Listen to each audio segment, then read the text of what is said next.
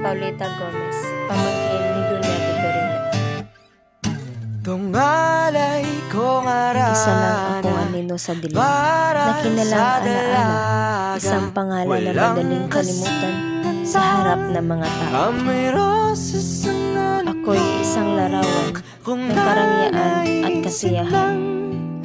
Tadhanang mapalin lang, di hahayaan. Ngunit sa likod ng aking mga ngiti, nagtatago ang isang lihim na hindi ko kayang ipahayag. Tumiham ng maasa, Hanggang kailan ko itatago ang tunay kong nararamdaman?